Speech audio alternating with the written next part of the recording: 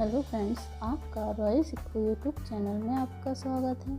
आज मैं आपके लिए फिर से औसान माता की सुंदर कथा लेकर आई हूँ। एक गांव में सास और बहू रहती थी।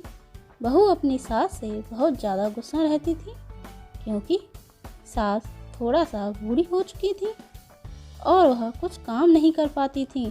तो इस प्रकार से रहते रहते दोनों में कलह बनती जा रही थी। हमेशा बहू सास को ताने देती रहती थी कि आप अम्मा कुछ काम नहीं करती हो, आपसे कुछ नहीं होता, घर में बैठी रहती हो। अम्मा भी बेचारी लाचार थी, कुछ नहीं बोलती थी। एक दिन बहू ने कहा कि अम्मा आप बैठी नहीं रह सकती हो, अब आप घर में हो तो कुछ काम आपको करना पड़ेगा। सास ने कहा, इस उम्र में मैं क्या काम कर सकती हूँ बहू, इस उम्र में अगर तुम मुझे 2 रोटी नहीं दे पाओगी तो फिर क्या होगा मेरा, मैं कहाँ जाऊँगी, क्या काम करूँगी। तो बहू ने कहा, एक काम करिए, आप सुबह दूध बेच आया करिए पूरे गांव में, आपसे मैं 1 महीने का पूरा हिसाब अंत में लूँगी। बेचारी सास अब सोच रही थी, इस उम्र में मैं सुबह सुबह दूध लेकर पूरे गांव गली गली कैसे जाऊंगी। सोचा कि चलो कोई बात नहीं, जाना तो पड़ेगा, अब लाचारी है, मजबूरी है तो जाना पड़ेगा। सुबह हुई, जल्दी डब्बा लेकर बहू ने भर दिया। बोला, दूध बेच कर आओ, जल्दी आ जाना दूध बेचकर, और महीने आपसे हिसाब लिया करूँगी, अब आप घर में नहीं बैठ सकती। सास जाकर एक पीपल के पेड़ के नीचे बैठ गई। वहीं सोचने लगी, बैठे बैठे इस बुढ़ापे शरीर में मुझे क्या क्या दुख देखने को मिला है। देखिए, मेरी अपनी बहू ने मुझे घर में से ऐसे ताने दे रही हैं कि घर में बैठकर खाती हो, अब मैं कैसे गली गली जाकर दूध बेचूं। इतना सोचते सोचते उसको 1-2 घंटे बीत गए। वह मन में सोची कि एक काम करती हूँ, दूध को यहीं गिराकर चली जाती हूँ, और दूध को उसी पीपल के पेड़ के नीचे डाल दिया और आ गई घर। बहू ने भी कुछ नहीं बोला। उसने सोचा कि चलो पैसे का हिसाब महीने के लास्ट में लूँगी। इसी ही चलते हुए सास को 1 महीना पूरा बीत गया। अब वह दिन आ गया जब उसको हिसाब देना था। अब वह फिर से दूध लेकर चली गई और पीपल के पेड़ के नीचे बैठ गई और रोने लगी, बहुत ज़्यादा रोने लगी और बोलने लगी, अब मैं क्या करूं, कैसे घर जाऊं, बहू को हिसाब क्या दूंगी, जब मैंने कभी दूध बेचा ही नहीं तो मैं हिसाब कहाँ से दूंगी। पूरा दूध तो इस पीपल के पेड़ के नीचे डाल देती थी। उसकी रोने की आवाज़ सुनकर वहाँ से औसान मैया गुजर रही थी। उन्होंने देखा कि एक बुढ़िया रो रही हैं। वह आकर पूछने लगी कि आप क्यों रो रही हो। तो उस बुढ़िया ने कहा कि मैं आपको क्या बताऊं, क्या आप मेरे दुख दूर कर दोगी। बहुत कहने पर सास ने बताया, मेरी बहू मुझसे बहुत ज़्यादा कष्ट देती है। तो आसन माता ने कहा कि आप पूरी बात बताइए, क्या बात है। तो उसने बताया कि बहू मेरे साथ बहुत ज़्यादा गलत व्यवहार करती है। घर में बोलती है कि तुम बैठे बैठे क्या करोगी, कुछ काम वाम किया करो। तो मुझे सुबह सुबह दूध बेचने भेज देती है और कही है कि महीना होने पर तुमसे हिसाब करूँगी। अब मुझे हिसाब देने का नंबर आ गया। रोज़ तो मैं दूध बेच नहीं पाती थी, मेरे घुटनों में इतना दर्द होता था, कमर में दर्द होता है, तो मैं आती थी इस पीपल के पेड़ के नीचे बैठ जाती थी और सारा दूध इस पीपल के पेड़ पर चढ़ाकर चली जाती थी। अब वह दिन आ गया जब मुझे अपनी बहू को हिसाब देना है, और वह जोर जोर से रोने लगी और बोलने लगी, आज मैं हिसाब कैसे दूंगी, आज तो बहू पता नहीं क्या कर जाएगी मेरे साथ। इतना सुनते ही आस माता भी थोड़ा सा दुखी हुई कि कोई भी बहू अपनी सास के साथ ऐसा कैसे कर सकती है।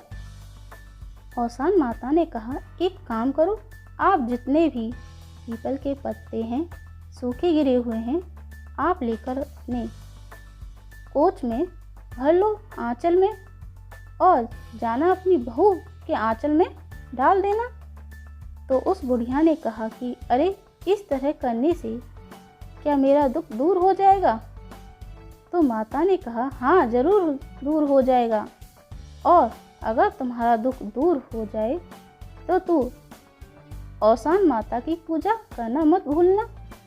तो उस बूढ़ी माँ ने कहा कि ठीक है, मैं देखती हूँ, और उसने अपने आंचल में पूरे पत्ते समेट लिए और अपने घर चली गई। घर जाते ही जैसे ही पहुँची तो बहू ने देखा कि बूढ़ी माँ तो आंचल में बहुत सारा कुछ लेकर आई हैं।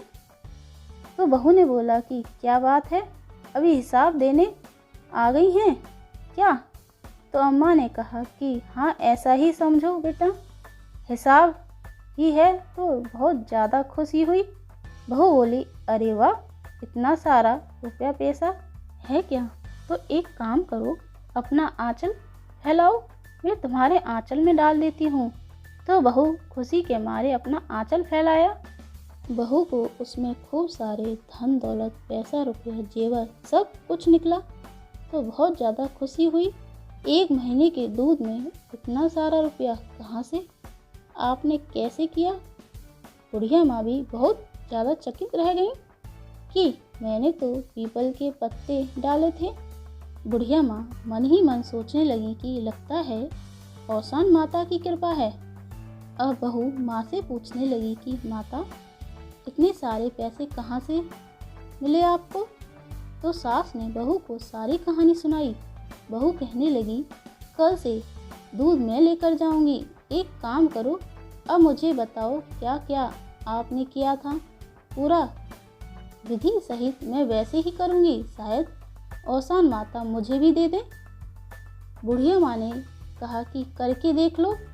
अब सुबह सुबह बहू भी अपना दूध लेकर जाए और पीपल के पेड़ के नीचे चढ़ाकर चली आए। 1 महीना बीत गया, तब बहू जाकर बैठकर रोने लगी।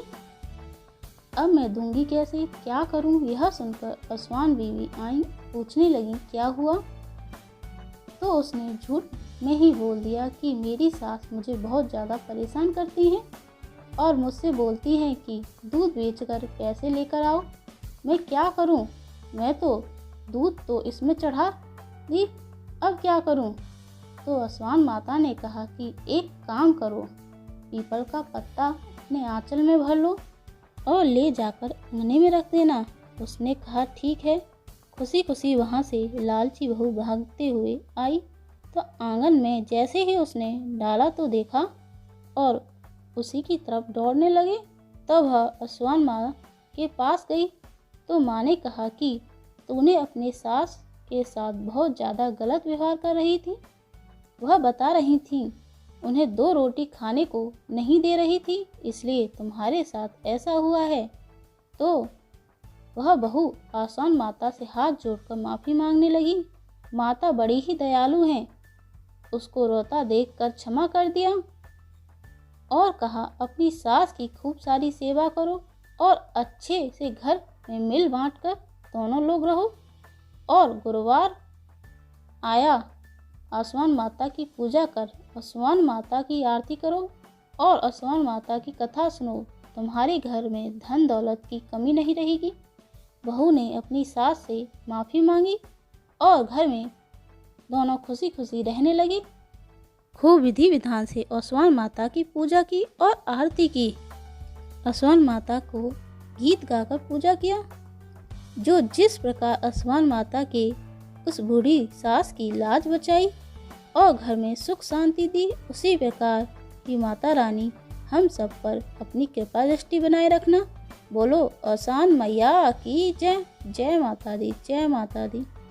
आपको हमारी अलौकिक कहानी कैसी लगी कमेंट करके बताएं और ऐसी अलौकिक कहानी सुनने मेरे चैनल को लाइक शेयर एंड सब्सक्राइब करें। Thank you.